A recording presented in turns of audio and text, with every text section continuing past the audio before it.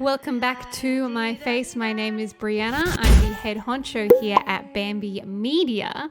And today I'm going to be discussing the things that I have learned from judging podcast awards. And it's been really amazing to be able to firstly have the opportunity to be this point in my career where I feel like I'm good enough to be able to judge people. Judging feels like such a harsh word, but being able to weigh in on what makes a good show, and that's been really exciting for me to be able to do.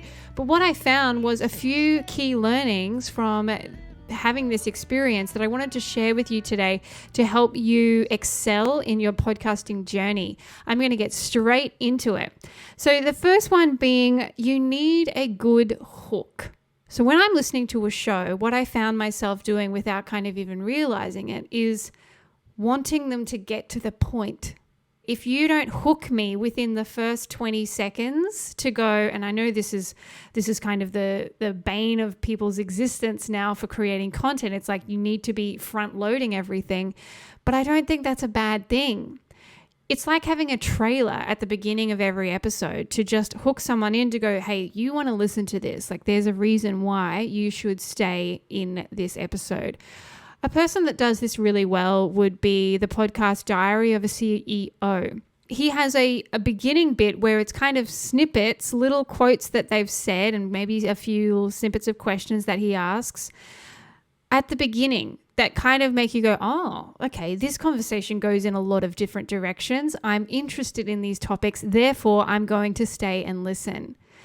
If you don't have anything at the front that feels like you can hook the person in, what is going to make them stay past the 2-minute mark, the 1-minute mark? Really think about that. What are you saying at the beginning of all your episodes to make it clear that it's worth sticking around for? So if we use myself as an example, even just for this episode, I was very clear very quickly what this episode was about so that you could make a decision quickly as to whether it's something you're going to need or engage with or whether you're going to move on to something else. So you've got to bring some personality to the front of your episodes. You've got to make it different to other people to really hook someone in and feel like they are tuning into something that is going to be valuable for them for their precious time. Off the back of that, the next thing is stop having long intros. So the days of having a long drawn out intro where there was lots of music and there was a big kind of standard intro that you would say why the show is, who you are, the host, the kind of conversations you're going to have, those big intros that people have in the voiceovers that then are at the front of every episode, please ditch them. Ditch them almost immediately if you can, because they get skipped anyway. And that's not a hook. If they're a new listener to your show, that's the point of having a trailer episode, that episode that sits at the top of all your podcast platforms where they can go, oh, what's this show about? Click on the trailer and listen to that. Not the beginning of every episode having a big long intro. It's very hard for people to stay engaged if you've got that sort of thing. And also front loading with a bunch of ads, pre-roll ads, and thanking all the sponsors and all these things. Like, it's good to have pre-roll ads, and a lot of the time they're necessary from a sponsorship perspective, but keep them short. Have a nice meaty mid-roll that you can really dive in and thank the sponsor. So if you have a sponsor or something that is at the front of the episode, try and keep it to like, this episode is brought to you by X. We love them because Y. Now let's get into it, something like that. So it's really short and then actually getting into just the episode. Again, if we use myself as the example, you notice I have like nothing going on at the front. I just have a bit of music that's fading in and then out as I'm actually delivering the content. This podcast is an educational-based podcast. It's not really an interview podcast. It's not a funny podcast. It's something that's delivering you stuff that you just want to know, right?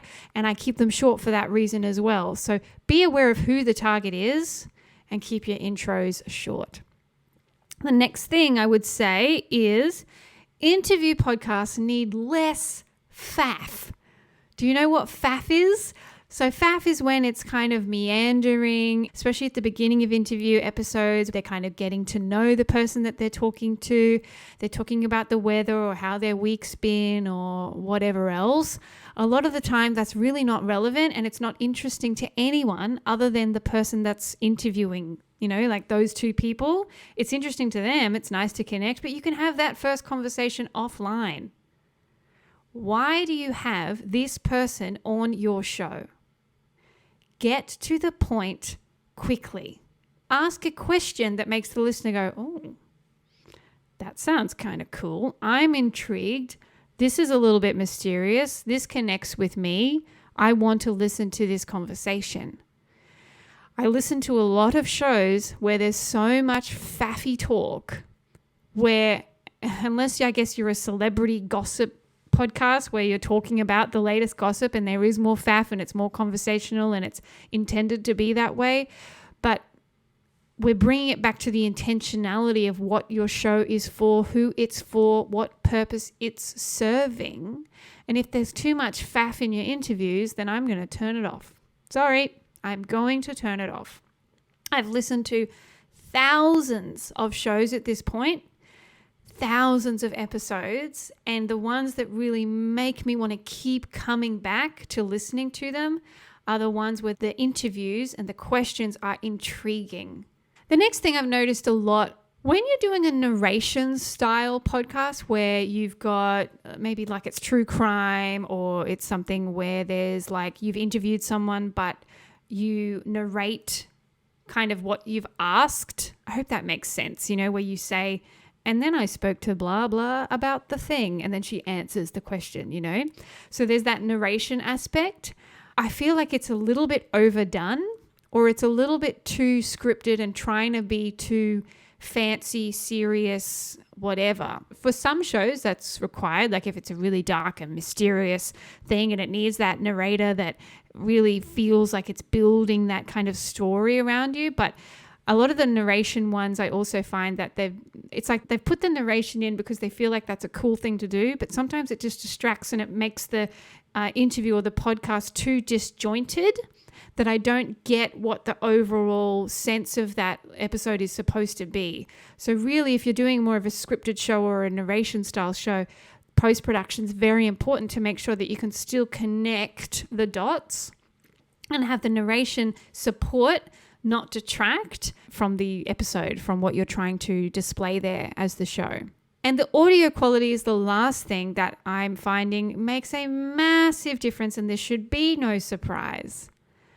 When I'm sitting there judging shows, I've got my judging hat on, if the audio quality isn't there, is it subpar, they don't have a microphone and they're relying on their, laptop microphone inbuilt to do their podcast, to record it, it's so easy for me to switch off. Not because I'm trying to be mean, but there's so many different podcasts with great audio quality these days that it's hard for me to stay engaged when the quality isn't there.